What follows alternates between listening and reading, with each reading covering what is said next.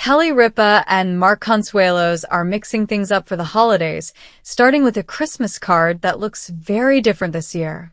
The Live with Kelly and Mark co-hosts tell people exclusively that after years of wrangling their 3 children for a group photo everyone likes, they've decided to take back control of the annual family tradition.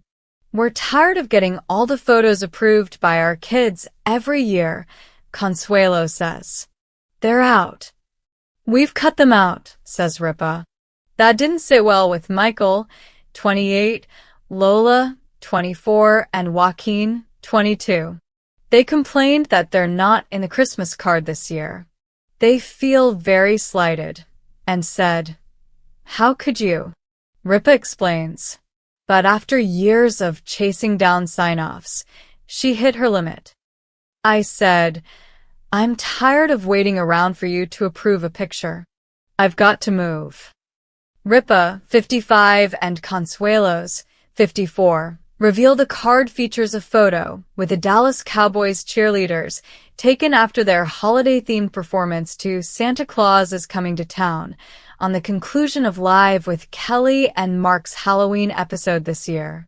"We took a picture on the set with the Dallas Cowboys cheerleaders, and Mark is in the middle, and we're all in our special outfits," Ripa describes. "And Mark just has a look on his face that is like, he's so excited and happy.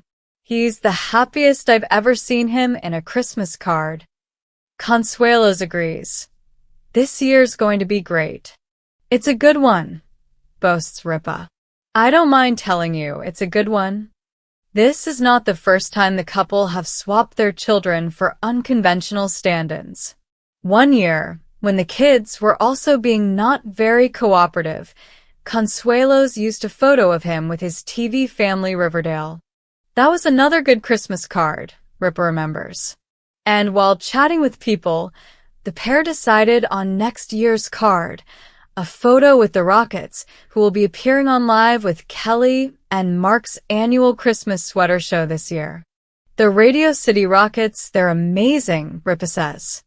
"Every year I'm like, we gotta get a picture with the Rockets, but we do the show so late and I gotta get my Christmas card to the printer early. So maybe we'll do a picture this year for next year's Christmas card." "Perfect," says Consuelos. Of course, the Christmas card is just one part of the couple's spirited holiday season.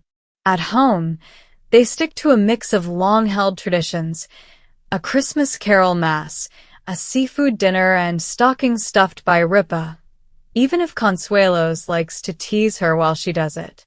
He stands over me saying, "When are you going to be done with that? You know nobody appreciates this anymore," Ripa gripes. But the next morning, everybody appreciates having a stocking stuffed with stuff. Though Michael, Lola, and Joaquin are benched for now, Consuelos guarantees they will return to the Christmas card when they have kids. "That's right," Ripa says. "But until there's grandchildren, they're done. We're just going to cut the kids out." Kelly Ripa had spent decades wrangling guests, producers, celebrity personalities, and an endless rotation of studio audiences. She could handle live television, malfunctioning teleprompters, wardrobe disasters, and Mark accidentally calling her by their dog's name on air. But there was one thing she no longer had the patience for: the annual family Christmas card negotiations. It was always the same routine. She and Mark would get the kids together, Michael with his smirk that implied he was doing her a favor by existing in the frame, Lola insisting on veto power of every shot, and Joaquin giving off the aura of an unwilling hostage.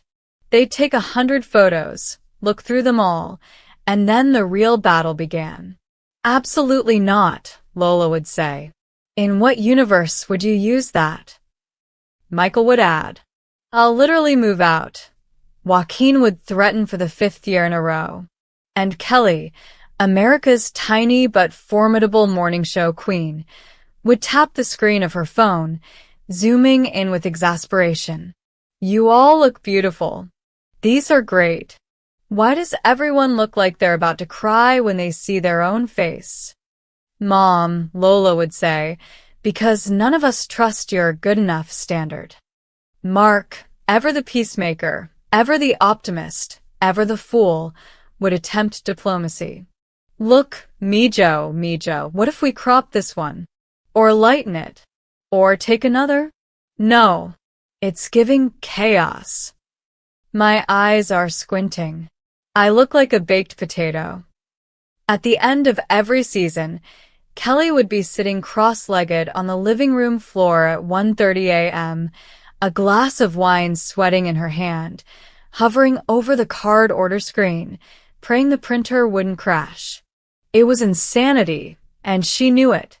So this year, when Mark saw her sitting at the kitchen island, hair clipped up haphazardly, scrolling through photos from their Halloween show, he paused. You okay, babe? No.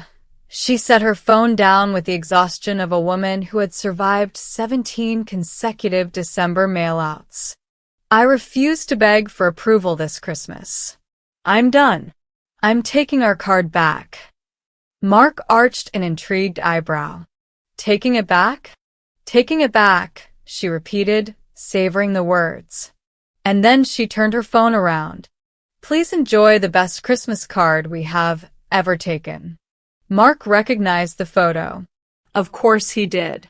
It was from their live Halloween special, the festive finale with the Dallas Cowboys cheerleaders, glittering from head to toe in holiday sequins. Kelly and Mark stood in their matching holiday outfits, and he looked like a kid who had just been told Santa was real again. Oh my God, he whispered, staring reverently. I've never been happier. I look like the sun. You do, Kelly said proudly. And guess who is not in it? You're kidding. I am not. Mark's grin widened, sparkling like a mischievous tree topper. The kids are going to lose their minds. I know, she said, sipping her coffee like a villainess in a Christmas movie. And I truly do not care. It was the dawn of a new era. A parental revolution. A holiday uprising. The year of no more negotiations. They didn't plan to make it a big family meeting. It just happened that all three kids were home that Sunday, lounging around like decorative throw pillows, Michael raiding the fridge as if groceries magically appeared, Lola sprawled on the couch under a blanket the size of a small country, Joaquin working out in the home gym but emerging every few minutes to comment on things he hadn't been invited to comment on. Kelly cleared her throat dramatically. Children, she said, you might want to gather. Why? Lola asked without moving. Is it about the house Wi-Fi? Joaquin poked his head in. Did I accidentally sign up for someone's insurance plan again? Michael asked. No, Kelly replied, steeling herself. It's about the Christmas card. Immediate silence. As if the very words triggered a primal instinct, all three kids slunk into view, circling like wary predators around their parents. Michael crossed his arms. What's the theme this year? Lola folded her blanket tighter. I will approve nothing where I look like I just woke up. You always look like you just woke up, Joaquin said. Say that again, and I'll. All right, Kelly cut in. Stop. Enough. There is no theme. There is no approval process. There is no you. The silence deepened. The three kids looked at her as if she'd told them Christmas itself had been canceled. What? Michael finally asked. What? Lola echoed. What? Joaquin added, only louder. Mark clasped his hands behind his back. Your mother and I have made an executive decision. We're doing the Christmas card without you, Kelly said in one breath. The reaction was instant. You what? Are you kidding? This is emotional warfare. You guys took too long to approve photos, Kelly said simply. We warned you last year. No, you threatened last year, Lola corrected. This is an escalation. We were very clear, Mark added. We begged for cooperation. Michael turned his outrage to a sibling vote. Is anyone else feeling wildly betrayed? Yes, Lola said. Extremely, Joaquin agreed. Good, Kelly replied. Then you can channel that energy into therapy one day. Michael threw his hands up. So that's it? We're chopped liver? We're cut from the team? Joaquin asked. Like, replaced? By what? Lola demanded. Kelly smiled. Mark smirked. They turned the phone around. No, Lola gasped. You didn't, Michael whispered. No freaking way, Joaquin said. There, shimmering on the screen, was the cheerleader festooned masterpiece.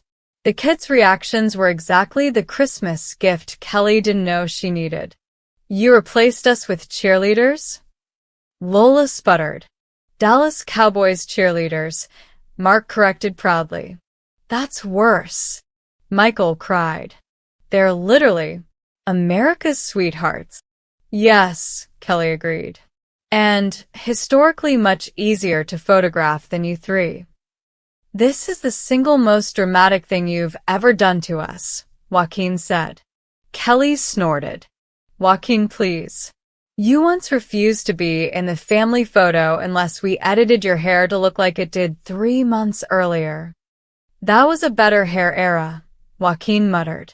Michael paced like a lawyer preparing an opening statement. So you two, our parents, just decided to cut us out? Without even asking? You didn't ask us for approval of the cheerleader photo, Lola added.